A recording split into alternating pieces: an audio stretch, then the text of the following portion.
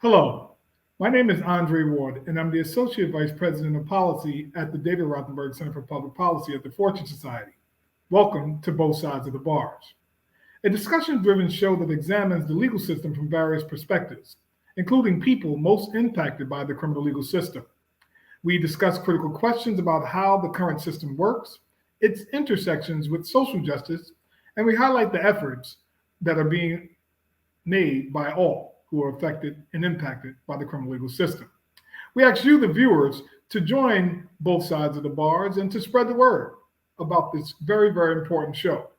You can do this by sharing your comments also on Twitter at the FOTURNESOC.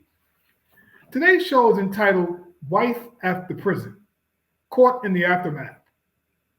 There are about 2 million people incarcerated in the United States and millions more loved ones who are experiencing the criminal legal system alongside them.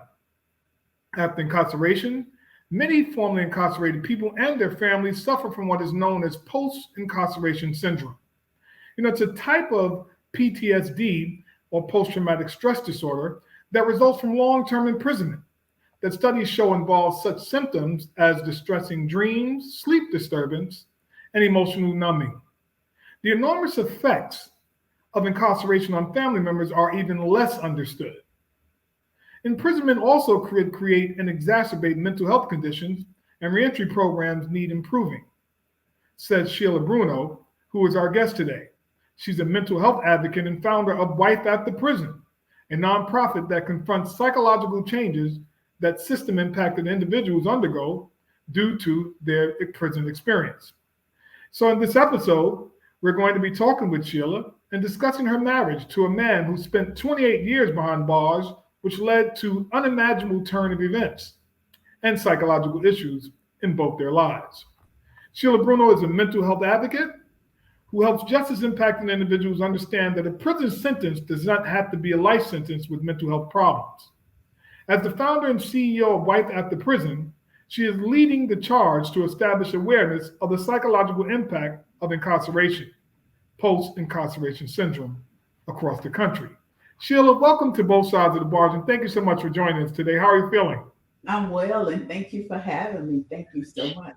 Absolutely. And, I just want to really thank you for this important body of work that you've undertaken and the book that you published, which is really, really important. As I was reading through the book and looking at the various chapters, much of what you have written and the table of contents therein resonated with me as someone who was formerly incarcerated and served a significant amount of time in prison, and obviously came home and was married.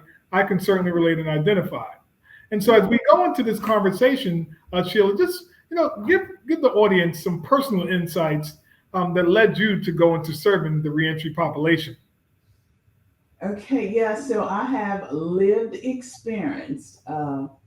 My husband, Kevin, I'll say this, Andre. My husband, uh, I don't like to use the term ex, but he's my friend who I was once married to, Kevin. Amazing guy, simply amazing guy. Kevin and I reunited after 38 years, dated in high school, 1976. And we reunited after 38 years, engaged within 7 days, 53 days later, we married. Kevin and I had an amazing marriage, wonderful guy. But going into that third year, I noticed some changes. I noticed some behavior changes. And I remember saying to him, "You're changing on me." And I said, "Have I changed?" And he said, "No." And it got really, really bad. A lot of times people say, "Well, what were the changes, Sheila?" Kevin became very isolated. He would shut down. He became aggressive. He became easily irritated, frustrated by the least things. I didn't understand. I didn't know that person. All I know was the kind, loving Kevin. So the behavior actually led us to being divorced. I'm not sorry, separated three times. The last time I was going to file for divorce because it began to affect me mentally. So yeah, after a lot of studying and crying and praying, You know, God just led me one day to Google, can a boy become a man in prison? And that's when the websites popped up, a list of websites. The very first one, the psychological impact of incarceration. And what I read is what I was living. And the second one was post-incarceration syndrome and relapse. Again, what I read is what I was living. At the time, Kevin and I were separated, and I sent the information over to him. Say, hey, can you read this? And he read it and he confirmed. He said, yes, this is what I'm dealing with. Sure. And it's really interesting, that you mentioned those things, right? Isolation, etc., which the incarcerated environment fosters. And Right. so, in that environment, which is, at least from my vantage point, in a natural kind of environment, isolation is something that is not unique to that environment. It's rather natural and naturally unnatural, if that Yeah, makes sense. yeah, And yeah. so, Sheila, talk about like what are some of the challenges, right? You married someone who was released from prison, who I would imagine had served a significant amount of time in prison, and you were engaged to this person, married to this person, and subsequent to that, ultimately separated. And it had a lot to do with these conditions, right, that he experienced while incarcerated, and then once released, they begin to manifest in terms of behavior. So, what are some of the challenges that individuals reentering back into society face? So there are numerous challenges, and this is why I started the conversation around reentry and relationships, whether it's an intimate relationship or relationship with your family members. When an individual goes to prison, and the number of guys that I talk to, I say, "How did you survive prison?" And and most of them, the majority of them said, "I had to put on a mask. I had to become someone so that wouldn't get taken advantage of." So they wear these masks for decades, right? And when they walk out that back gate, that mask just doesn't come off.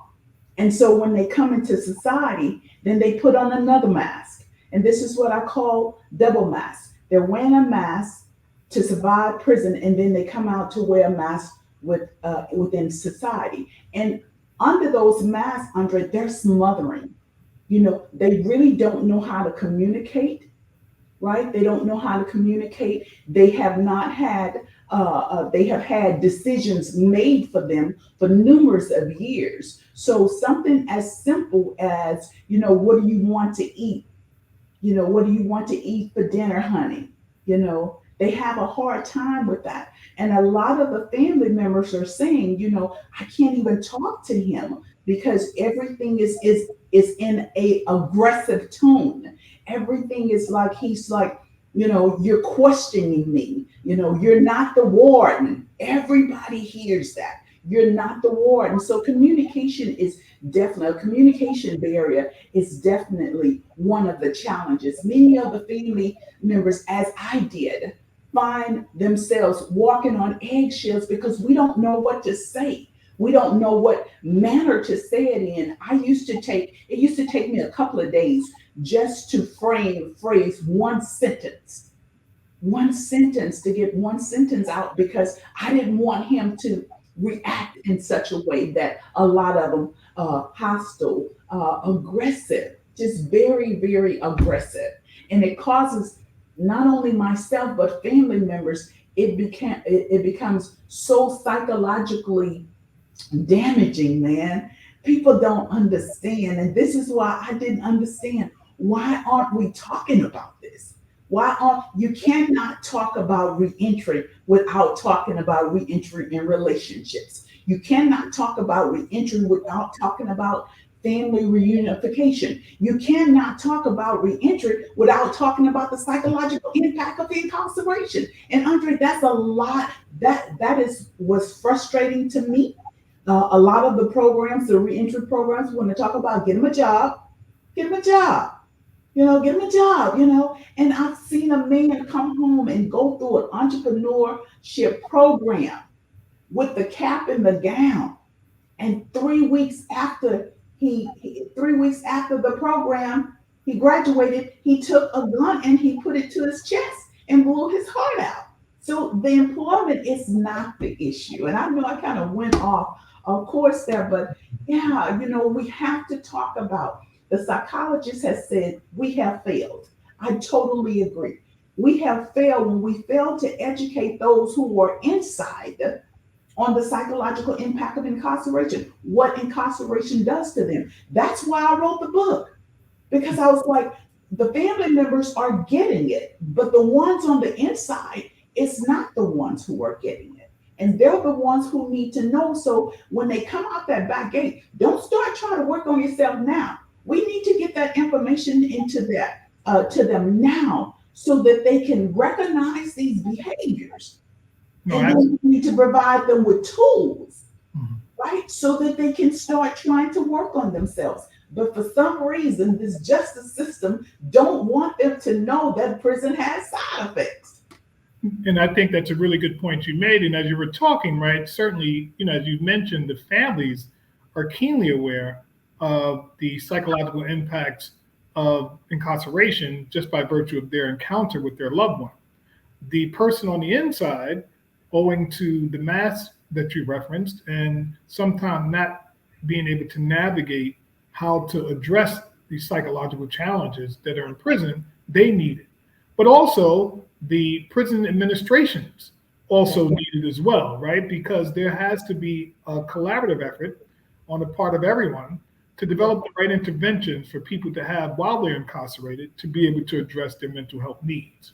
And Yes. so it's a really good point that you raise, and I think just want to kind of talk a little bit more about now about how can individuals or like what can individuals do, Sheila, right? Because you talked about the impact on family members, right, and how the challenges are the same and somewhat different. But what can individuals do to make their transition easier and avoid returning back to prison, right? I think there's data out there that says after 3 years of release, maybe over 50% or so people are rearrested again. And so that speaks more to the systemic imperfections, inadequacies, and frankly, failures. And one person noted, and I'll say this really briefly, that if you liken the system to a car manufacturer like a Ford or some other car manufacturer, and after 3 years there were 60% of recalls on those on vehicles, you would probably shut that manufacturing company down because it's ineffective and not working. Yeah. Similarly, people argue and maintain that prisons like that, right? If people are coming back or rearrested after 3 years of release, there's something inherently wrong with that system in and of itself. But so what can people do, right, to make that transition easier and avoid returning back to prison or So jail? this is what I believe. I believe that mental health education, we got to start there. We can say treatment. Those on the inside don't want to hear nothing about treatment. I talked to someone who was 15 years old, got out, went to prison at 15, got out at 39. He told me he never had a mental health evaluation. And he says, when I hear the word mental health, I think it means that I'm crazy. Mhm. So, number one, we need to debunk that it does not mean that you're crazy, because how many people in prison has been to prison since they were teenagers, so they still have that same mindset. So we need to educate them. First and foremost, we need to educate them, simplify the terms, let them know that mental health is as common as a common cold. So that they can relax. Because I found out once I start talking to the guys about what mental health is, they're more open. They're more open to the conversation. So we have to make mental health education paramount inside of the prisons and inside of the reentry programs. That's one thing. And then we need to, because some coming out, they're just not going to go talk to a therapist. They don't have enough knowledge, or they don't understand, how valuable it is to go and talk to someone. We need to have programs in place, more so, just a support program, peer-to-peer support program, so that they can have someone to talk to. I talked to countless number of men. Just Sunday, someone called me, been out 5 years, and said, Miss Bruno, I want to go back. And I was like, hey, that's not an option.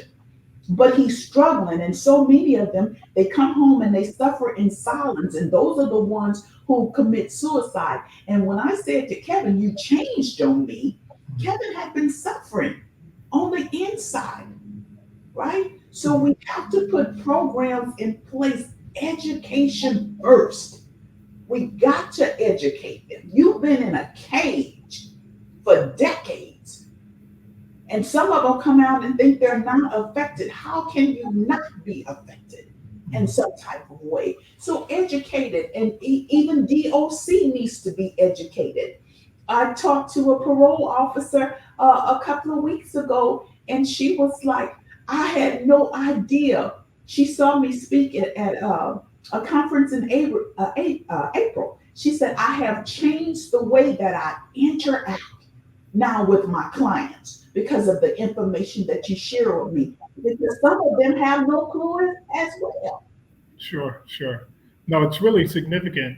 And even when you think about the men, right, we obviously know that the conditions are exacerbated and even compounded for women that are incarcerated or in prison, right? And members of the LGBTQIA plus community who are also incarcerated. And while I know you're focusing on men, right, this simultaneously, when we think about women in incarceration and the mental health challenges that women have Yeah, owing to domestic violence prior to coming in, experiences of domestic violence prior to coming in prison, and the oftentimes innumerable challenges they face while incarcerated, while people may seek to make advances with them for sexual favors and all kind of other things that they experience. So women have a whole other unique set of experiences, the likes of which require some mental health intervention. Similarly, those from the LGBTQIA plus community. And I know that education, to your point, is absolutely important.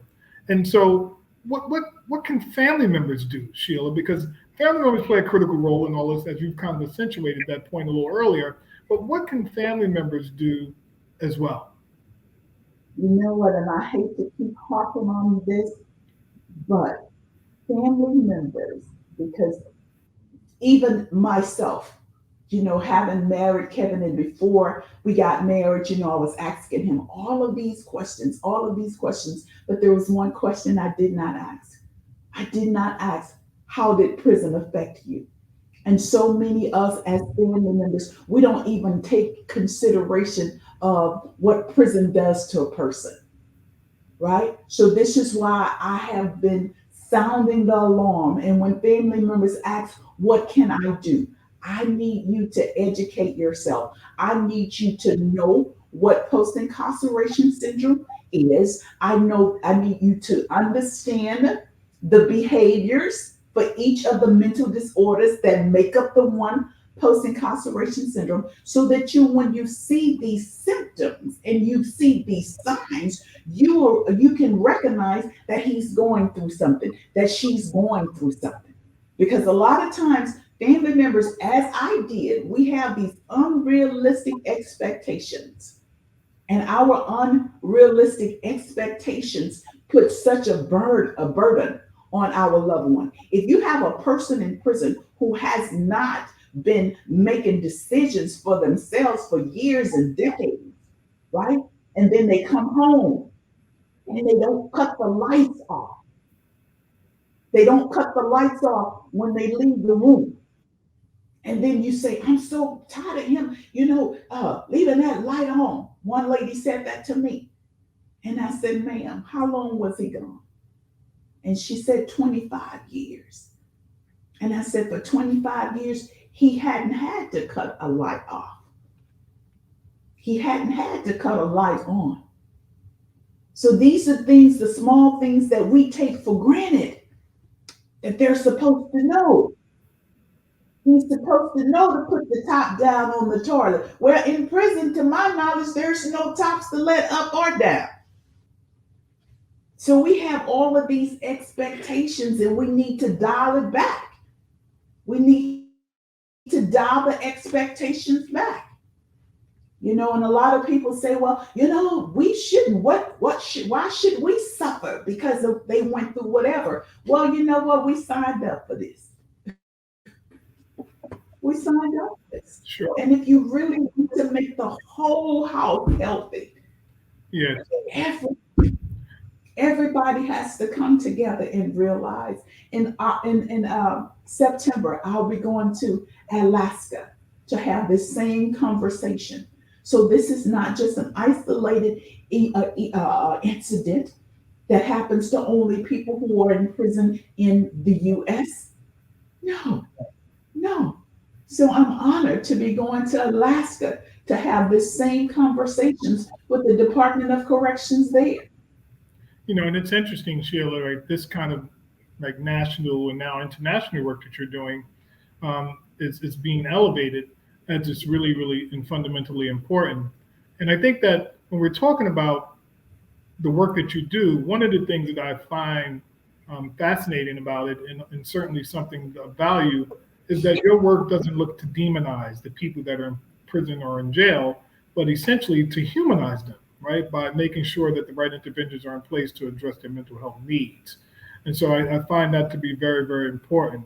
And so, I want to talk a little bit about now as we transition now, you talked about like what some of the jails, the people incarcerated or in jail can do, what obviously corrections folk on the dock side should be doing, and the community or family members rather, right? And so it's education, education, education. And I know a colleague, her name is Shawana Vaughn, she's advancing some legislation in one of the states around post-traumatic incarceration syndrome.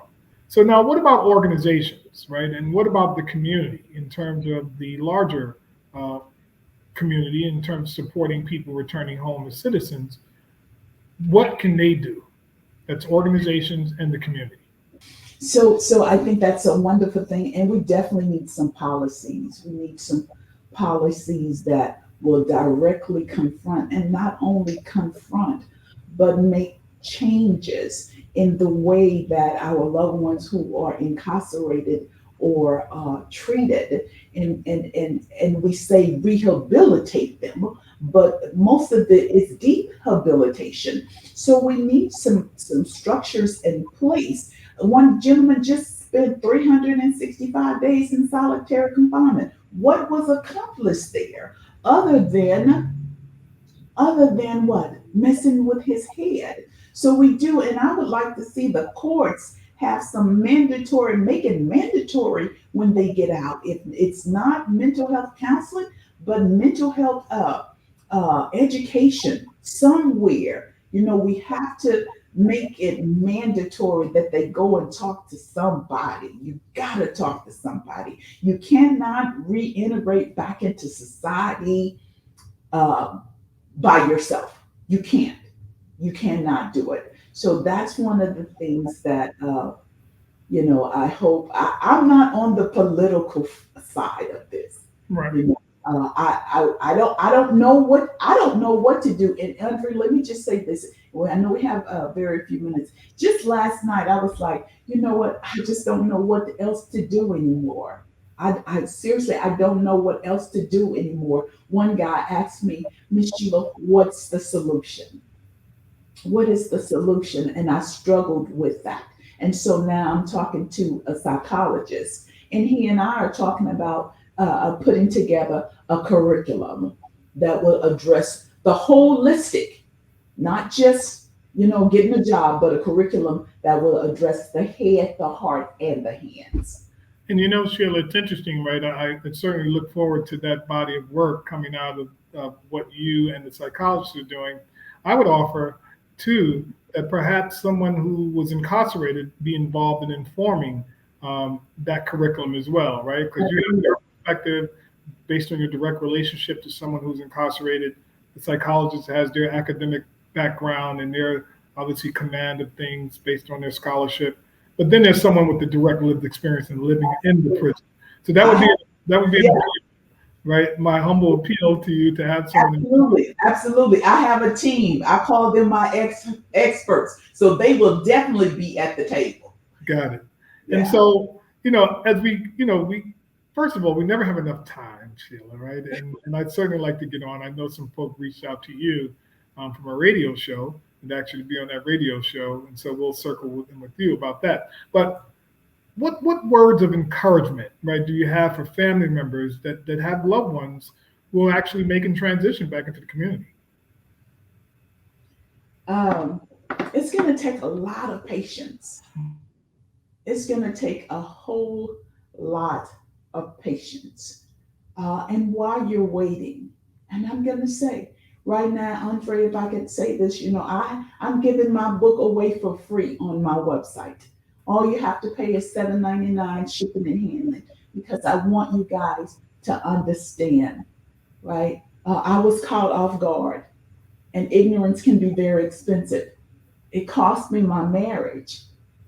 Kevin and I divorced some years ago. However, he is my best friend who I was once married to because we understand the importance of this. We understand that this is not about us, but it's about those who need to hear our stories. So, family members, I want to encourage you to get a copy of my book, and I guarantee you that there is some information in there. You would have some aha moments. You would have an awakening, but understand what your loved ones deal with and understand what you may be dealing with once they come home. And so, Sheila, thanks so much for joining us, author of Wife After Prison, Caught in the Aftermath.